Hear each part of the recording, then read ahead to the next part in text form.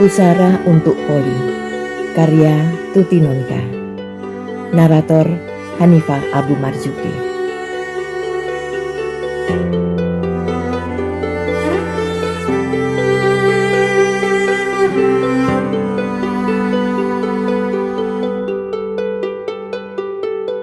Sebelum kita mulai, jangan lupa support channel ini dengan cara klik tombol like dan subscribe.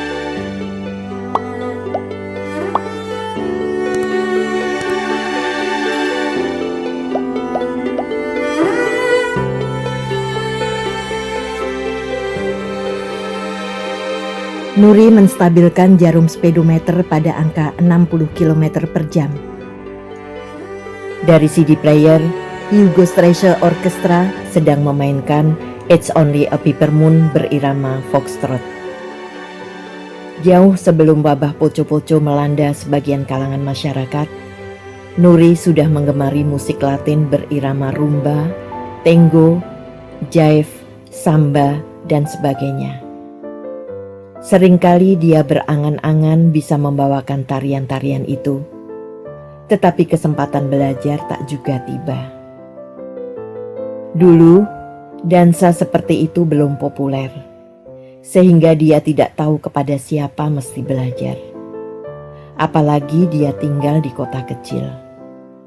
Sekarang, ketika kursus dansa sudah menjamur di mana-mana, kesibukan kerja dan mengurusi rumah tangga membuat dia kesulitan mencari waktu luang.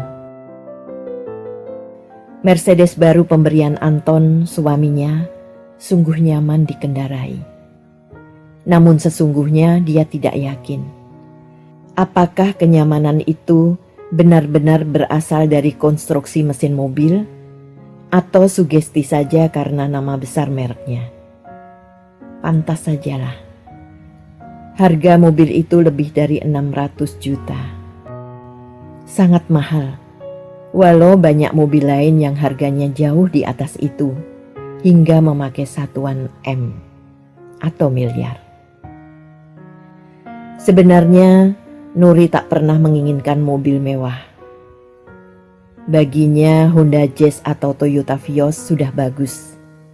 Asal bodinya mulus dan mesinnya oke. Tapi Anton membelikan mobil yang harganya 4 kali lipat, dan ia tidak mau mengecewakan suaminya yang dengan penuh binar kebanggaan memberikan mobil itu kepadanya.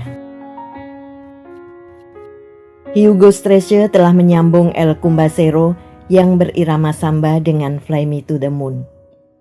Nuri mengikuti menyanyikannya sambil mengetuk-ngetukkan jarinya ke setir dan menggoyang bahunya mengikuti irama.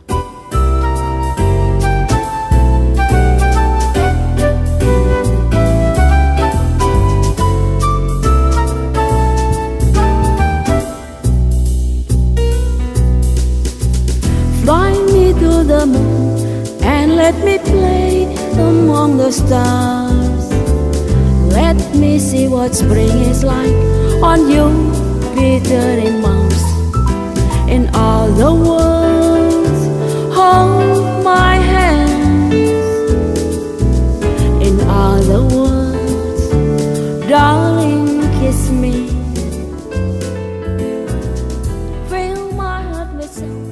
Jalan yang dilaluinya agak lengang. Ia sedang melewati daerah pemukiman yang tidak begitu padat. Suasananya nyaman dan menyenangkan. Sekilas, Nuri melihat seekor anjing berbulu putih belang coklat menerobos pagar sebidang tanah kosong. Larinya lincah dan ekornya berkibas-kibas dengan riang. Nuri berpikir, kalau anjing itu terus berlari melintasi jalan, pasti akan tertap.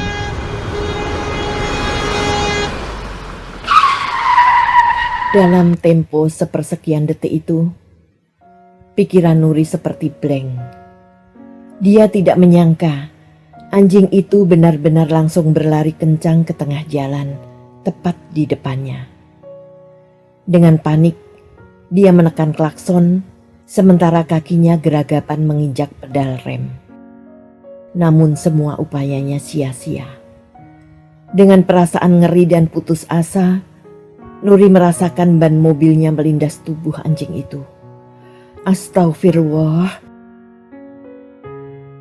Nuri memberanikan diri melihat ke belakang melalui kaca spion. Anjing itu tergeletak di tengah jalan, menggeliat dan meronta. Dia tidak bisa melihat dengan jelas bagaimana keadaannya. Tapi yang pasti, anjing itu masih hidup dan luka parah. Serta-merta Nuri menepi dan melambatkan mobilnya, tetapi tidak langsung berhenti.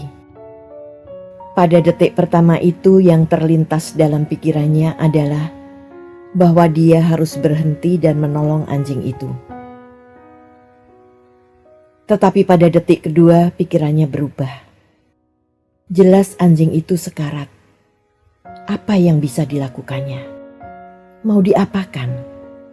Dibawa kemana? Di kota itu tidak ada klinik hewan. Dokter hewan pun dia tidak tahu ada di mana. Selain itu, Nuri dicekam rasa takut. Dia takut pada kemarahan pemilik anjing itu dan orang-orang yang mungkin melihat dia menabrak binatang malang itu. Tapi bagaimanapun, aku tidak boleh pergi begitu saja. Pikiran lain menyeruak di benak Nuri. Pergulatan pikiran itu berlangsung beberapa lama. Dan selama itu, Nuri terus mengendarai mobilnya perlahan-lahan. Mobil-mobil di belakang Nuri juga tidak berhenti, hanya menghindar dari tubuh anjing yang tergeletak di tengah jalan. Setelah beberapa saat ikut mengurangi kecepatan di belakang mobil Nuri, akhirnya satu persatu mobil-mobil itu menyalip dan melesat cepat. Nuri merasa sangat malu ketika mobil-mobil itu melintas di sampingnya. You must be back. You must be back. Dia seakan mendengar mereka berseru kepadanya.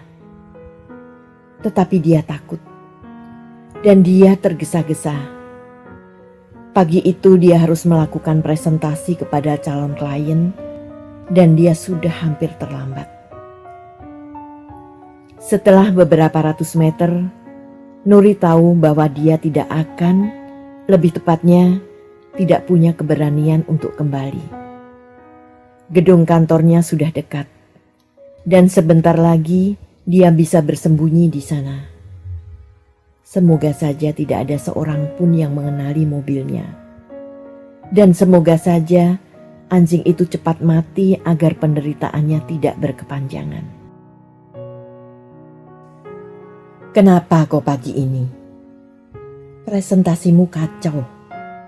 Padahal draft itu sudah kita bahas berkali-kali kemarin. Johan, rekan sekerjanya di tim kreatif, menegur ketika meeting di break untuk rehat kopi. Maaf, aku tidak bisa konsentrasi pagi ini. Nuri menjawab dengan penuh sesal. Ia paham sepenuhnya kalau Johan kesal, karena rencana promosi produk makanan itu merupakan hasil kerja keras tim mereka selama berminggu-minggu. Dan teman-temannya berharap ia bisa meyakinkan calon klien mereka bahwa promosi itu akan sukses menembus pasar. Mereka klien kakap, perusahaan multinasional, jangan sampai lepas. Suara Johan terdengar menekan. Sangat penting untuk perusahaan advertising kita. Oke. Sebaiknya season nanti kau ambil sajalah. Nuri menyerah. Aku tidak mau menjadi kunci kematian bagi tim kita.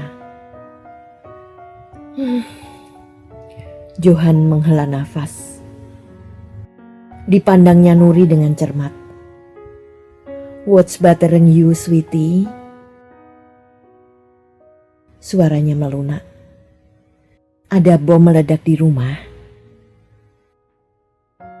Bomnya meledak di jalan. Nuri menjawab. What? Bom apa? Di mana? Nuri menggeleng sambil mengibaskan tangannya. Forget it. Just do your best. Ia berkata sambil meletakkan cangkir kopinya dan berlalu. Masuk kembali ke ruang meeting. Sepanjang hari itu, konsentrasi Nuri kacau balau. Rasa sesal dan bersalah meremas-remas hatinya. Damn. Mengapa dia tidak berhenti?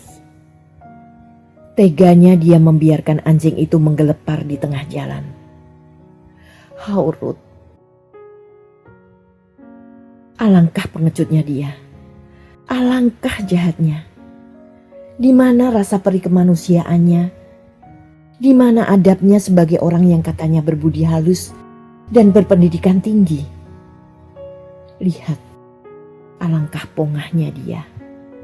Dengan mobil mewah yang hanya bisa diimpikan oleh sebagian besar orang, dia melindas seekor anjing dan bahkan tidak berhenti untuk menengoknya.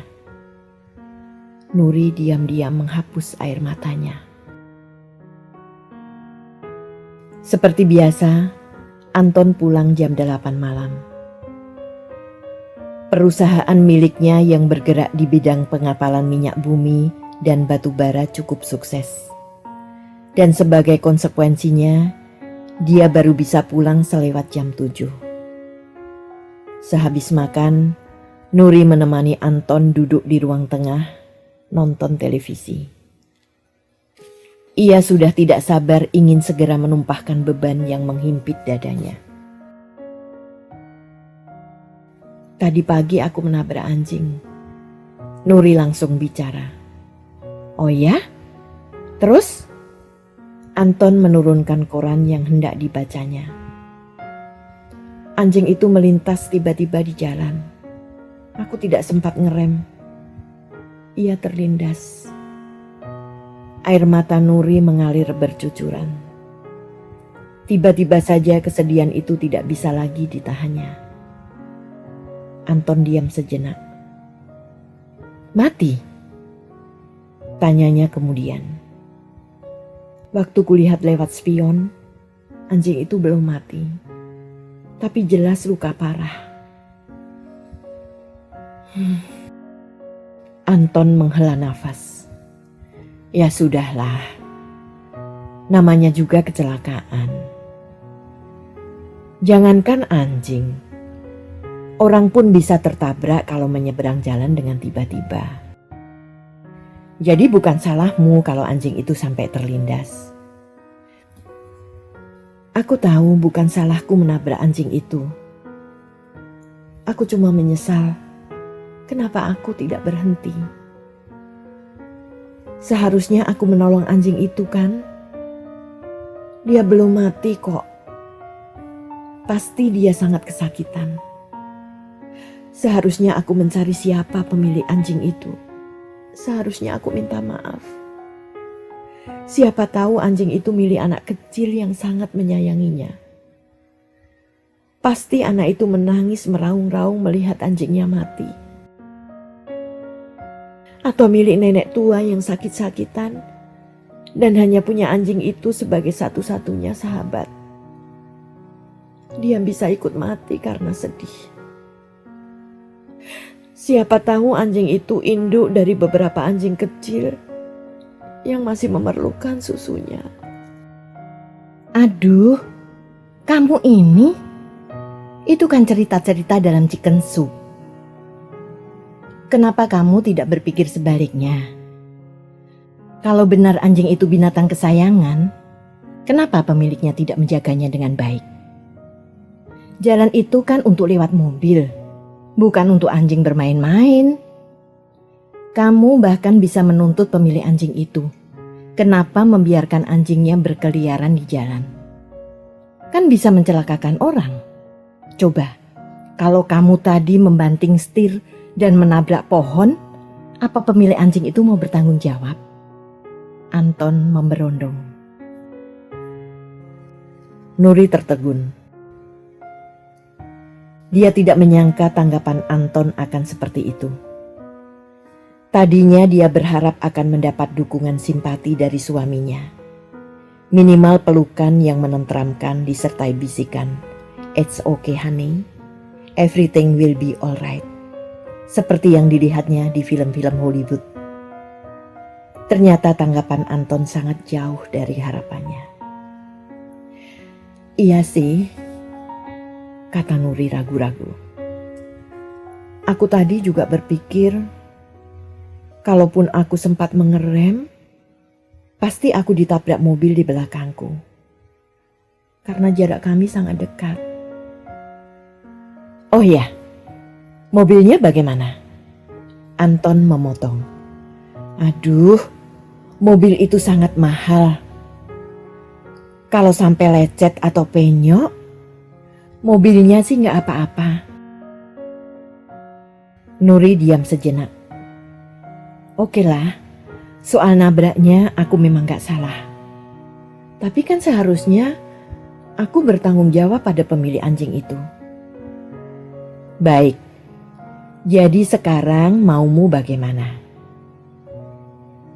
"Mencari pemilik anjing itu, mohon maaf sebesar-besarnya, dan menawarkan ganti rugi berapapun yang dia minta.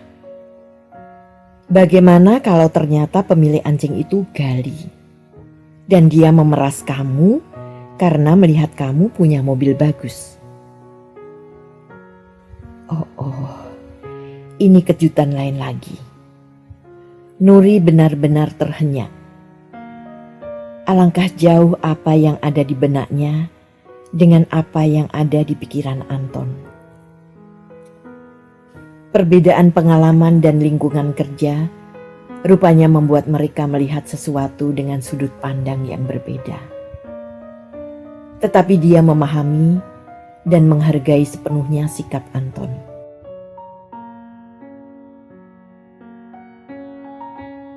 Sejak pagi yang naas itu, Nuri enggan memakai Mercy-nya ke kantor. Dia memilih naik taksi. Ketika Anton bertanya, Nuri berdalih bahwa tempat parkir di kantornya sedang diperbaiki. Dan dia khawatir jika harus memarkir mobil mahal itu di pinggir jalan. Padahal sesungguhnya dia khawatir ada orang yang sempat mengenali warna dan nomor mobilnya, lalu mencegatnya di jalan. Pulang kantor pada hari dia menabrak anjing itu, dia sengaja mencari jalan lain, tidak melewati jalan yang biasa dilaluinya. Dengan sedih diakuinya, ternyata dia adalah pengecut yang tidak bertanggung jawab. Tetapi dia benar-benar menyesal telah menabrak anjing itu. Nuri mencoba mengikuti sikap Anton yang lebih mengedepankan rasio daripada sentimental perasaan. Tetapi bagaimanapun, dia tidak bisa menghilangkan rasa sesal itu dari dadanya. Kalau saja dia menabrak kambing atau ayam, maka dia tinggal mengganti harga binatang itu dan persoalan selesai. Tetapi ini anjing, binatang yang sering menjadi sahabat dan kecintaan manusia. Walaupun tidak pernah punya anjing, sebenarnya dia bahkan takut kepada binatang itu, karena sewaktu kecil pernah dikejar dan digigit anjing tetangganya. Nuri penyayang berat kucing, dan tahu persis seperti apa kuatnya rasa sayang pada binatang peliharaan. Dia sudah mahasiswa semester 6, dan toh seperti orang linglung ketika kucing kesayangannya suatu pagi ditemukan mati di ujung tempat tidurnya. 2 minggu kemudian, Nuri meminta tolong Sugi, sopir kantor, untuk mencari tahu bagaimana nasib anjing itu dan siapa pemiliknya. Ternyata anjing itu memang mati beberapa jam kemudian setelah ditolong seorang penduduk. Beberapa jam kemudian. Alangkah lama penderitaannya. Nuri mengerang dalam hati. Tetapi tak seorang pun tahu siapa pemilik anjing itu. Orang yang mengambil anjing itu dari tengah jalan mengatakan ia tidak pernah melihat anjing itu sebelumnya dan tidak tahu dari mana datangnya.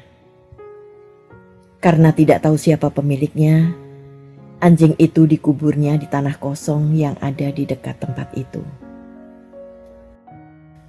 Tetapi anjing itu bersih, sehat, dan kelihatan terpelihara. Tidak mungkin anjing liar. Pasti ada seseorang, entah siapa dan di mana, yang berminggu-minggu, mungkin berbulan-bulan, bahkan bertahun-tahun, mencari dan bertanya dengan sedih, kemana binatang kesayangannya pergi. Dan Nuri tidak bisa menebus rasa sesalnya kepada siapapun. Dia hanya bisa menyimpan sebuah pusara kecil untuk anjing itu di salah satu sudut hatinya. Pusara untuk seekor anjing yang dia bahkan tidak tahu diberi nama apa oleh pemiliknya. Polly. Ya, nama itu kedengarannya cukup manis. Jadi pusara itu adalah pusara untuk Polly.